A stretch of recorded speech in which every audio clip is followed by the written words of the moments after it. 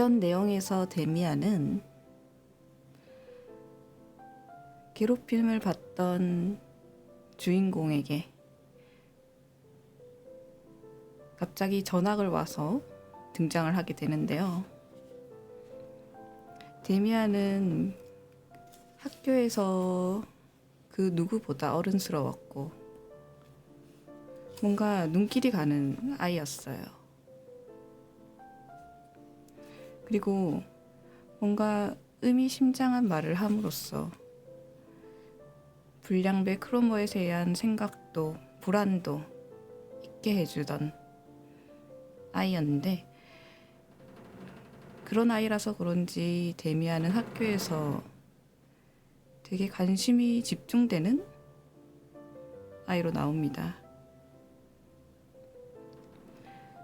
그리고 되게 많은 소문이 돌았는데요.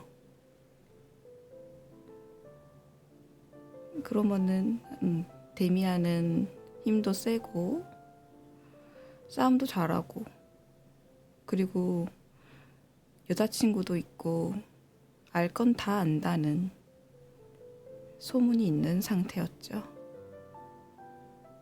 그 후로 주인공과 데미안 그리고 크로모는 어떤 생활을 이어갈지 이어서 읽어드릴게요.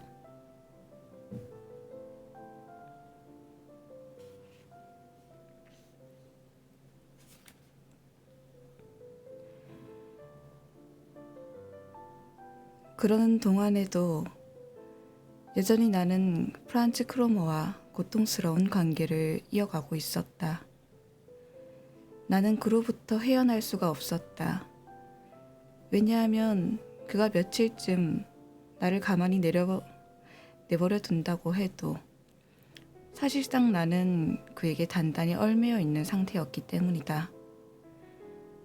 그는 꿈에서도 그림자처럼 나를 쫓아다녔고 그가 실제로 하지 않았던 악행들마저 내가 만들어낸 꿈속에서 나를 괴롭히곤 했다. 결국 꿈속에서 나는 완전한 크로모의 노예였다. 나는 꿈이 몹시 많은 아이였다. 나는 현실에서보다 꿈속에서 더 많이 살았기 때문에 이 그림자로 인해 힘과 생명력을 잃어가고 있었다. 특히 나는 크로모가 나를 학대하고 내게 침을 뱉고 내 무릎을 짓밟으며 더 잘못된 범죄로 나를 유인하는 꿈을 자주 꾸었다. 아니, 유혹한다기보다는 그의 강력한 힘에 굴복당했다고 표현하는 것이 적당할 것이다. 가장 두려웠던 것은 꿈에서 아버지를 살해하는 것이었는데 나는 거의 미칠 지경이 되어 잠에서 깨어났다. 꿈에서 크로모가 칼을 갈아서 내 손에 쥐어주었고 우리는 가로수 뒤에 숨어 누군가를 기다리고 있었다. 나는 누구를 기다리는지 몰랐고 누군가 우리 가까이로 걸어오자 크로모는 내 팔을 건드려 찔러야 할 사람이라는 걸 알려주었다. 그 사람은 바로 우리 아버지였다. 그 순간 나는 잠에서 깼다. 이 꿈 때문에 카인과 아벨의 이야기를 다시 한번 곰곰이 생각하게 되었다. 하지만 데미안에 대한 생각은 거의 떠오르지 않았다.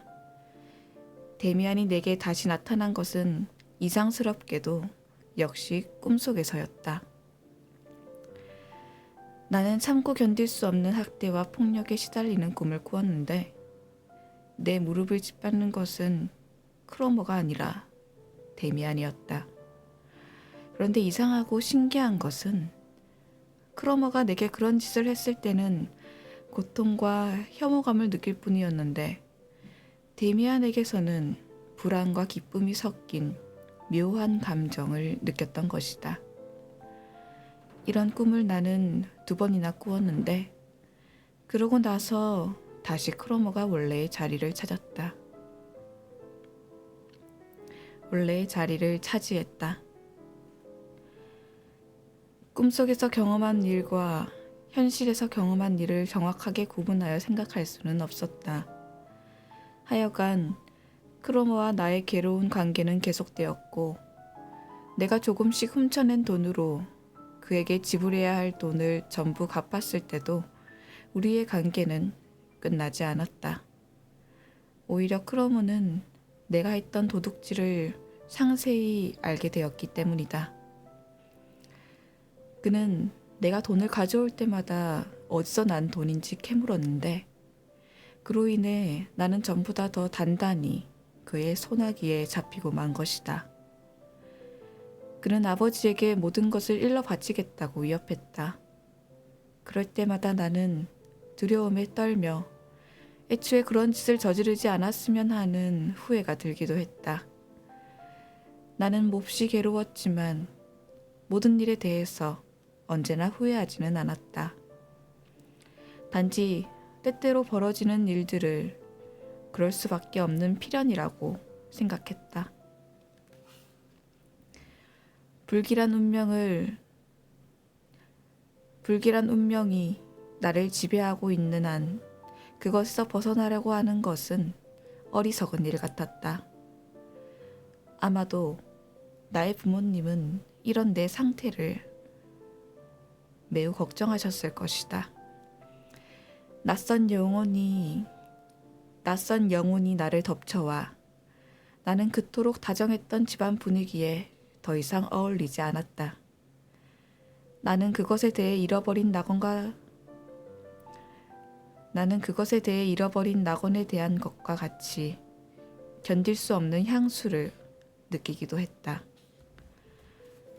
어머니는 나를 주도 문제아보다는 아픈 아이로 취급했는데 내가 사실상 어떤 상태에 있었는지는 누나들의 태도에서 가장 잘 알 수 있었다. 그들의 태도로 인해 나는 위안을 느끼면서도 동시에 극도로 비참한 심정을 느꼈다. 그들은 나의 상태에 대해 꾸짖기보다는 불쌍히 여겨야 한다고 생각했지만 나를 악이 내지 않은 미치광이쯤으로 여기고 있었다. 가족들이 나를 위해 예전과는 다른 기도를 드리고 있다는 것도 알았지만 그 기도 역시 헛된 것이라는 걸 나는 잘 알고 있었다. 모든 괴로움을 던져버리고 싶은 간절한 희망과 진정으로 참여하고 싶다는 소망을 격렬히 느꼈던 적도 있었지만 모든 것을 아버지와 어머니께 사실 그대로 이야기할 수 없으며 그것을 설명하는 것 또한 몹시 어려운 일이라는 것도 알았다. 비록 용서를 빈다고 할지라도 위로와 동정을 얻을 수 있겠지만 완전한 이해를 바랄 수는 없을 것이다. 또한 이 모든 일이 나로서는 진정 어찌할 방도가 없었던 운명임에도 불구하고 그들은 그것을 단순한 탈선으로 취급해 버릴 거라는 것도 알고 있었던 것이다.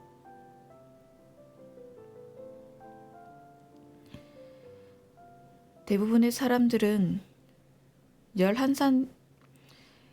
11살도 채 되지 않은 아이가 이런 것을 느낄 수 있다는 사실을 믿지 못할 것이다. 나는 이 사람들에게 내 처지를 이해시키고자 하는 것이 아니라 인간의 본질을 보다 잘 파악하고 있는 사람에게 이야기하고 있는 것이다. 자기의 감정을 이성으로 변화시키는 걸 익힌 어른들은 아이들에게도 이런 이성이 존재할 거라고 상상하지 못할 뿐만 아니라 그들의 경험도 무시한다. 그렇지만 나는 평생에 그때처럼 그렇게 절실한 경험을 하고 그때처럼 절박한 경험과 고민을 한 적은 거의 없었다.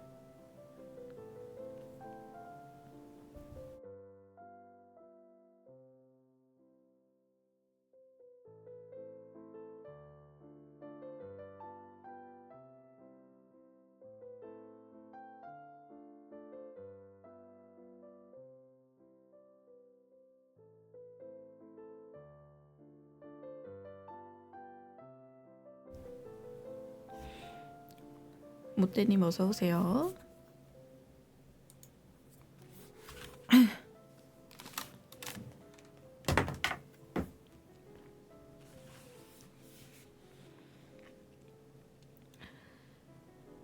비가 내리던 어느 날 나는 크롬으로부터 성의 광장으로 나오라는 명령을 받았다. 그를 기다리는 동안 나는 물에 젖어 축축한 밤나무에서 계속 떨어지는 잎들을 발로 휘적거리고 있었다. 돈을 구할 수 없었기 때문에 크로모에게 주려고 과자 2조각을 가져왔었다. 나는 어느 틈엔가 이렇게 외진 곳에서 때로는 퍽 오랫동안 크로모를 기다리는데 익숙해져 있었다. 사람들이 어쩔 수 없는 운명을 감수하는 것과 같은 심정으로 나는 그런 상황을 받아들이고 있었다. 네, 오늘은 일찍 켰어요.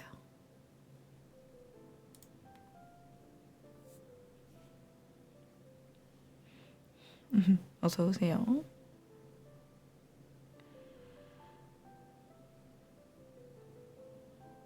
드디어 클로머가 왔다. 오늘은 그리 오래 걸리지는 않았다. 클로머는 내 가슴팍을 2번 쥐어받고는 기분 좋은 일이 있는 듯 낄낄거렸다.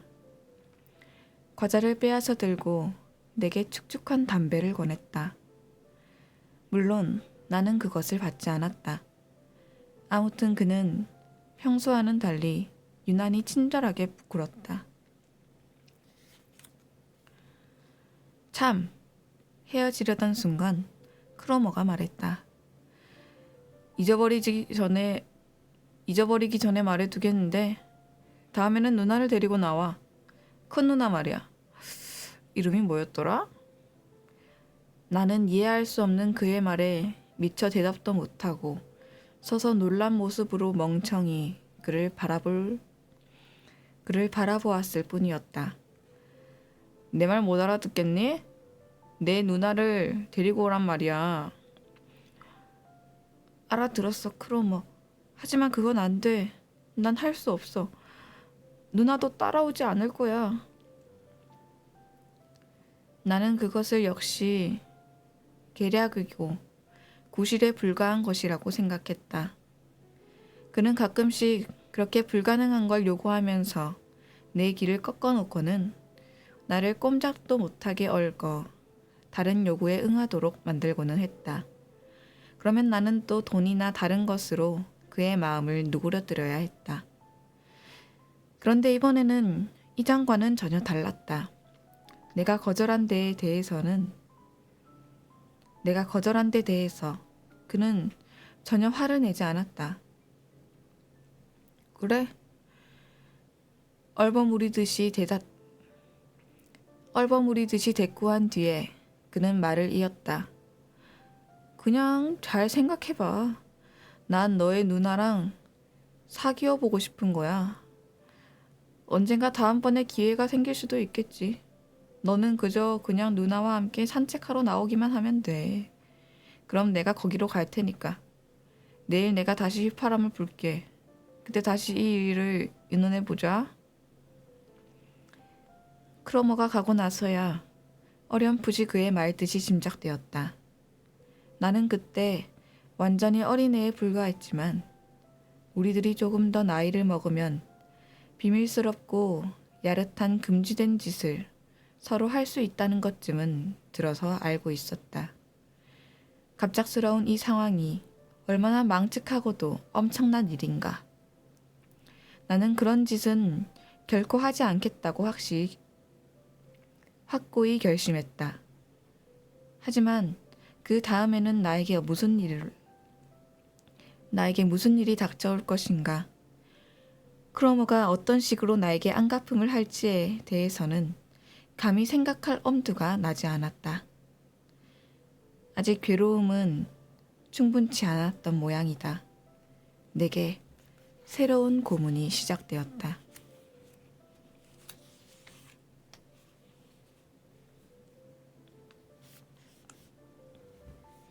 마롬이 자요. 응, 자요, 자요. 불편해?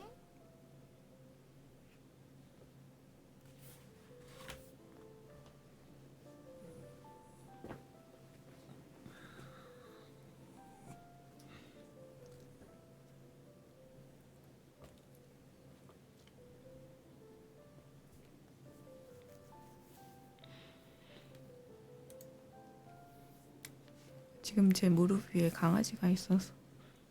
아이고. 음.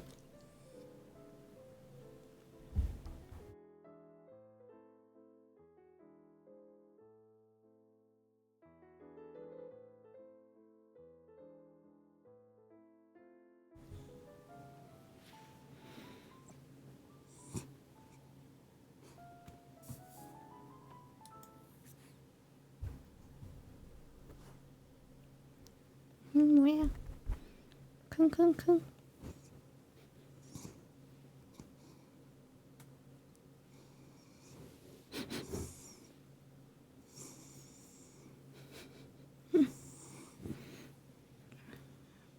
소리 들려요? 자, 마롬이 자요. 자, 자, 자.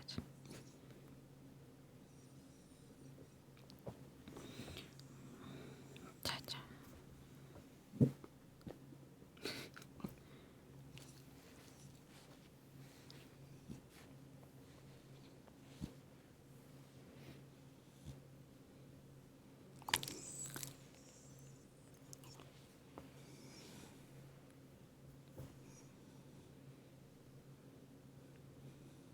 마롬이.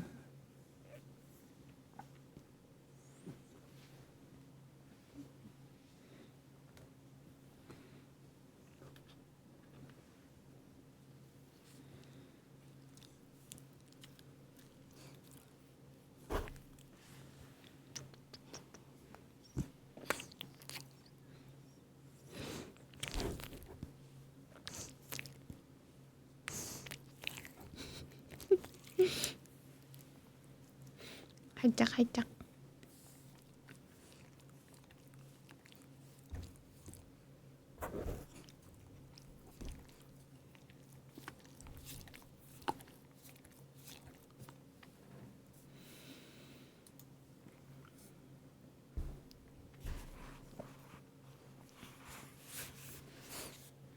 책 좀 읽자.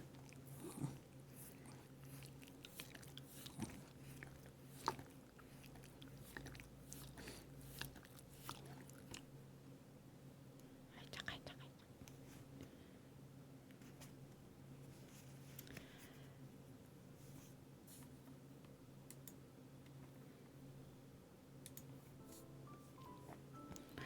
다시 읽겠습니다.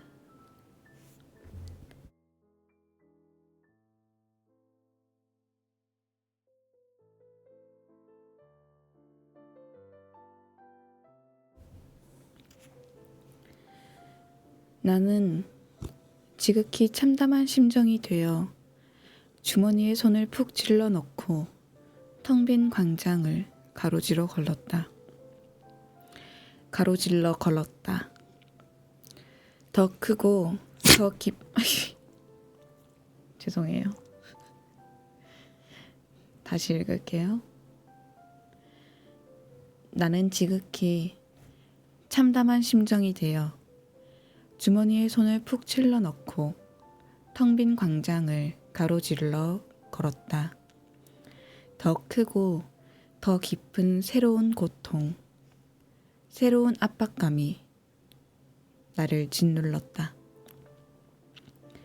그때 누군가 쾌활하고 힘찬 목소리로 나를 불렀다. 나는 깜짝 놀라 달아났다. 누군가 내 뒤를 따라와서는 한쪽 손으로 나를 살며시 끌어당겼다. 그것은 막스 데미안이었다.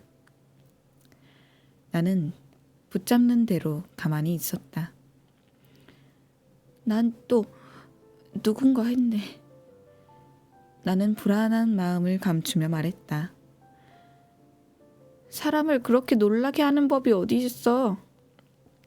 그는 나를 바라보았다.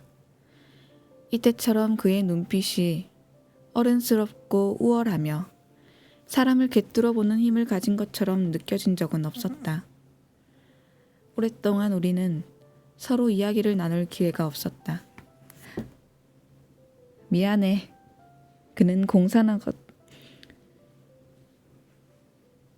그는 공손하고도 분명한 어조로 말했다. 하지만 그렇게 놀랄 것까지는 없잖아. 물론 그래. 하지만 놀랄 수도 있지. 그럴 수도 있겠지. 하지만 네가 아무 상관없는 사람 앞에서 그렇게 깜짝 놀란다면 상대방은 좀 이상하게 여기고 호기심이 생기겠지. 정말 수상하게 생각할 때만큼 네가 잘 놀란다고 생각하고는 사람은 뭔가 불안감에 떨 때 잘 놀라게 되는데 하고 생각할 거란 말이야. 겁쟁이들은 언제나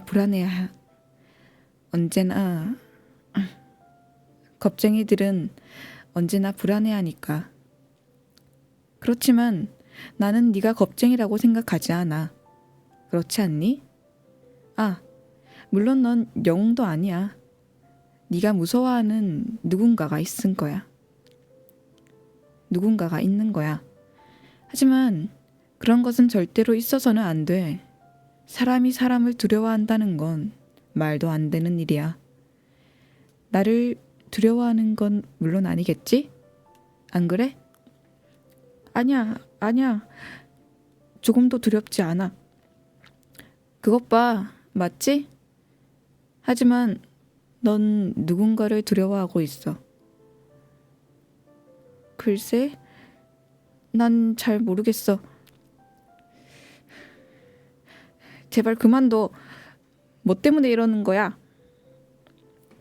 그는 나와 걸음을 맞추며 걸었고 나는 그에게서 도망칠 생각으로 빨리 걷고 있었다.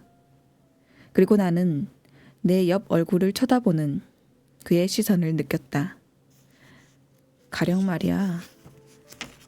그는 다시 이야기를 시작했다. 내가 내게 호의를 가지고 있다고 하자. 그러면 넌 나를 두려워할 필요가 없어. 난 너에게 한 가지 실험을 해보고 싶은데 아주 재미가 있을 거야. 너도 거기서 무언가를 얻을 수 있을 거고. 잘 들어봐. 나는 이따금 독심술이라고 하는 걸 시험해보곤 하지. 무슨 요술을 부리거나 하는 건 아닌데 그 이치를 모르는 사람에게는 여간 신기해 보이지 않거든. 그것으로 사람을 깜짝 놀라게 할 수 있으니까 말이야. 자, 우리 한번 실험해보자. 내가 너를 좋아하거나 흥미를 가지고 있다고 해두자. 그래서 이제 네 마음이 어떤지 알고 싶어진 거야. 난 이미 그것을 시도한 셈이야. 난 너를 깜짝 놀라게 했었지. 그러니까 너는 잘 놀란단 말이야. 그건 곧 네가 어떤 물건이나 사람을 두려워하고 있다는 증거야. 어떻게 해서 그렇게 될 수 있는 걸까? 사람은 어느 누구도 두려워할 필요가 없는 거야. 그런데도 그 사람이 누군가를 두려워하고 있다면 그건 자기를 지배하는 힘을 그 누군가에게 내주어 버렸기 때문이야. 예를 들어 네가 어떤 나쁜 짓을 했다고 하자. 그런데 다른 사람이 그 일을 알고 있는 거야.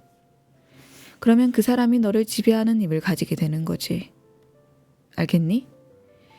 분명한 일이겠지만 그렇지 않니? 나는 어찌할 바를 몰라 그의 얼굴을 쳐다보았는데 그의 얼굴은 언제나처럼 엄숙하고 영리해 보였고 또 호의를 가진 것처럼 보였다. 하지만 다정하다기보다는 오히려 엄격해 보였다. 정이나 혹은 그와 비슷한 무엇이 그의 표정에 깃들어 있었다. 나는 무엇이 어떻게 된 것인지 잘 알 수가 없었다.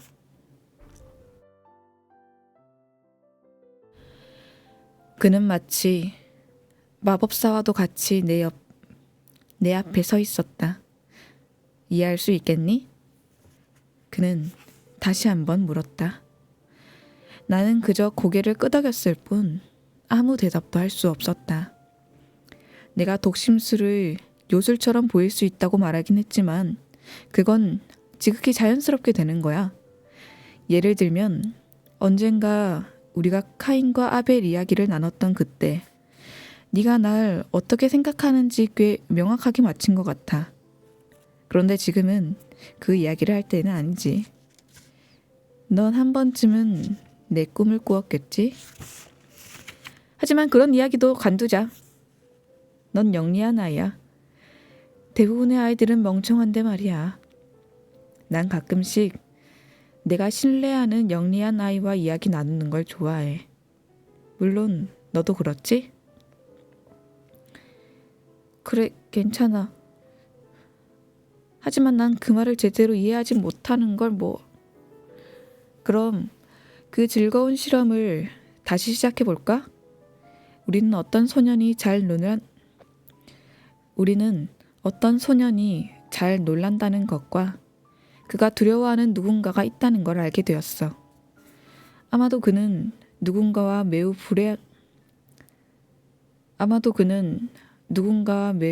불쾌한 일이 있는 모양이란 말이야. 대략 들어맞지?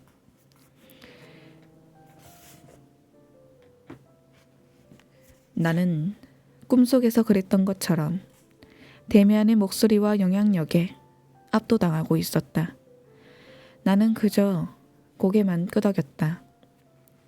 지금 그가 하고 있는 이야기는 오로지 나만이 알 수 있는 그런 것이 아닌가? 이렇게 모든 것을 분명하게 알고 있다니 내 자신보다 더 분명하게 알고 있다니. 데미안이 내 어깨를 힘차게 두드렸다. 그럼 내 말이 맞는 거구나. 나는 그렇게 추리해낼 수 있어. 이제 한 가지 질문이 남았는데 조금 전에 너랑 헤어진 그 애가 누구지? 나는 깜짝 놀랐다. 그리고 비밀을 들키고 말았다는 것이 무척 고통스럽게 느껴졌다. 비밀은 밝은 곳에 드러나기를 원치 않는 것이다. 누구 말이야? 나 말고는 아무도 없었는데? 나는 거의 들릴 듯 말 듯한 목소리로 말했다. 프란츠 크로머 말이니? 데미안은 만족스럽다는 듯이 고개를 끄덕였다. 잘했어. 넌 정말 눈치가 빠른 녀석이야. 우린 친구가 될 것 같다. 이제 조금만 더 물어보자. 그 크로먼가 뭔가 하는 녀석은 아주 나쁜 놈이야. 그 녀석 얼굴에 악당이라고 쓰여져 있어. 넌 어떻게 생각하니? 그래. 난 한숨을 푹 쉬었다.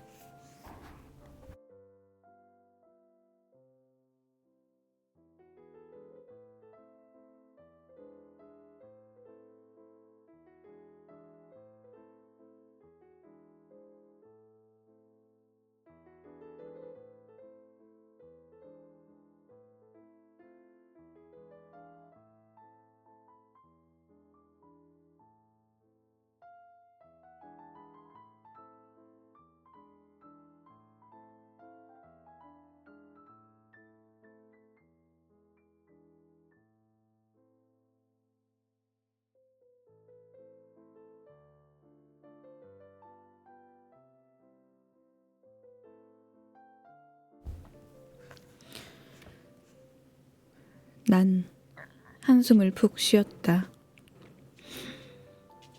아주 나쁜 애야. 악마 같은 녀석이라고. 하지만 그 녀석이 이런 걸 알게 되면 안 돼. 제발 아무 말도 말아줘. 너 그 애를 알고 있니? 클로모도 너를 알고? 진정해. 그 녀석은 벌써 가버리고 없으니까. 그리고 그 애는 나를 몰라. 아직은. 하지만 그 녀석에 대해 알고 싶어. 그 애는 초등학교에 다니니? 응. 몇 학년이니? 5학년. 하지만 아무 말도 하지 말아줘. 제발 부탁이야. 아무 말도 하지 말아줘. 안심해. 너에겐 아무 일도 없을 테니까. 그런데 그 녀석에 대한 이야기를 조금만 더 해줄 수는 없겠니? 그럴 수는 없어. 그건 안 돼. 나를 좀 내버려둬. 그는 말없이 한동안 서 있었다. 유감이로구나. 그는 말을 이었다.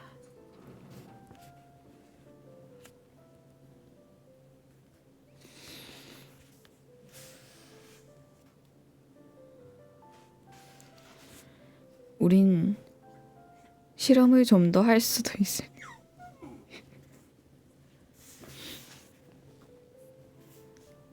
우린 실험을 좀 더 할 수도 있을 텐데. 하지만 널 괴롭히고 싶지는 않아. 그래도 네가 그 녀석을 두려워하는 건 옳지 못한 일이라는 걸 너도 알지? 그렇지 않아? 그따위 두려움은 우리를 완전히 망치게 할 수도 있으니까. 어서 빨리 벗어나야 해. 네가 진정한 사내 대장부가 되려면 그따위 것들은 벗어날 수 있어야 해. 알겠니? 물론 형 말이 맞아. 하지만 어떻게 해? 어떻게도 할 수가 없어. 형은 정말 모를 거야. 네가 생각했던 것보다 내가 훨씬 많은 걸 안다는 걸 너도 봤잖아. 너 혹시 그 녀석에게 빚이라도 진 거야? 그래, 그렇기도 해. 하지만 그게 중요한 문제는 아니야. 그걸 말할 수는 없어. 절대로 말할 수 없어. 만약에 내가 그 녀석에게 진 빚을 대신 갚아준다고 해도 말이야? 내가 줄 수도 있는데. 아니야, 그런 게 아니라니까. 제발 부탁이야. 아무에게도 그런 말은 하지 말아줘. 한마디도. 내 부탁을 들어주지 않는다면 난 무척 불행해지고 말 거야. 날 믿어, 싱클레어. 언젠가는 그 비밀을 나한테 털어놓게 될 거야. 절대로, 절대로 그런 일은 없을 거야. 나는 다급하게 소리쳤다. 너 좋을 대로 해. 난 단지 시간이 좀 지나고 나면 내게 말할 거라고 생각해. 물론 네 스스로 말이야. 설마 나도 너에게 크로모와 같은 짓을 하리라고 생각하는 건 아니겠지? 물론이야. 하지만 형은 그 일에 대해 아는 게 전혀 없잖아. 그래, 아무것도 몰라. 난 단지 그것에 대해 곰곰이 생각할 뿐이야. 나는 절대로 크로모와 한 것과 같은 짓을 하지 않을 거야. 그건 믿을 수 있지? 네가 나에게 빚진 건 아무것도 없으니까. 우리는 한참을 말없이 서 있었다. 그러는 동안 내 마음은 조금씩 진정되었다. 하지만 데미안이 어떻게 그런 것들을 알았는지 점점 더 궁금해졌다. 난 이제 집으로 가야겠어.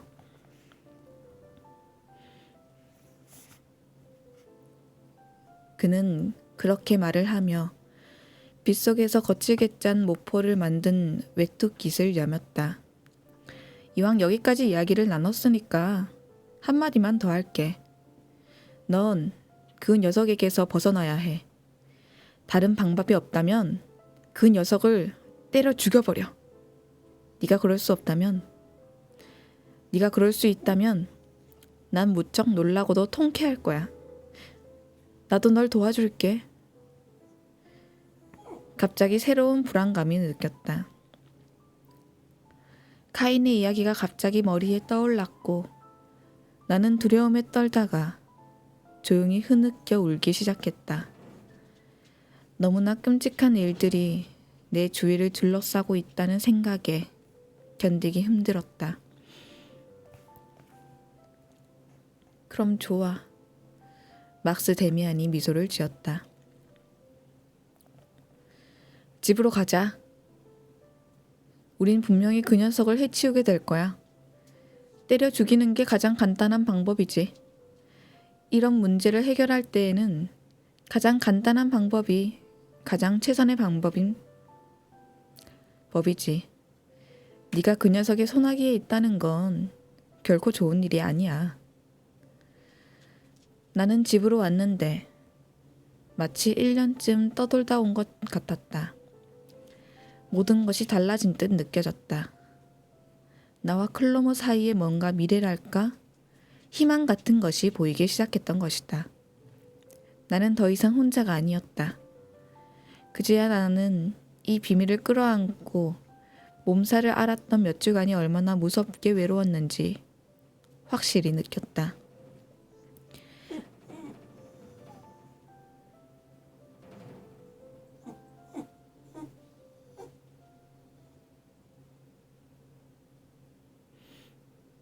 나는 그동안 여러 번 깊이 생각했던 것들을 떠올렸다.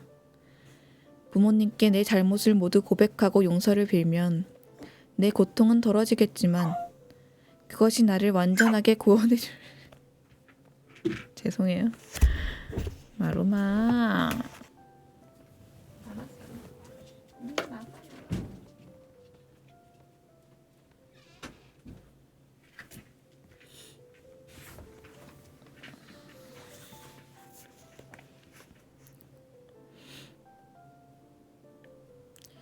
하지만 나는 방금 전 고해를 할 뻔했다. 다른 사람, 그것도 낯선 사람에게 그렇게 할 수만 있다면 구원받을 수 있다는 예감을 강렬하게 느꼈던 것이다.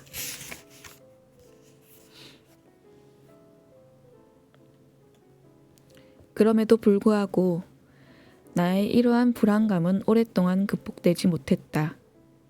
그러나 나는 이제야 적과 길고도 무서운 대결을 펼칠 각오를 하고 있었다. 모든 일이 그렇게 아무 탈 없이 평화롭게 진행되어 가는 것이 그저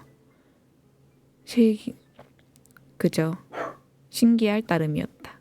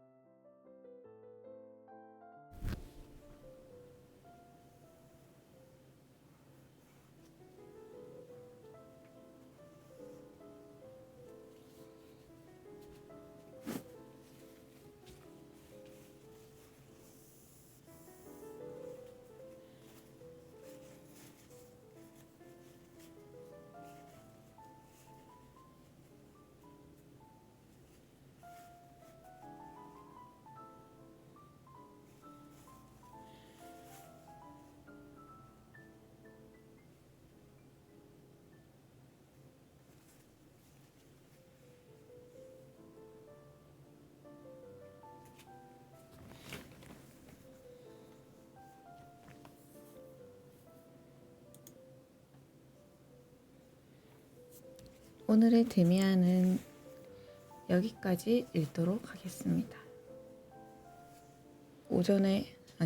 오후에도 들어주셔서 감사해요. 좋은 월요일 되시길 바라면서 오늘 자루는 이만 물러가도록 하겠습니다. 그럼 저희는 내일 봬요. 안녕.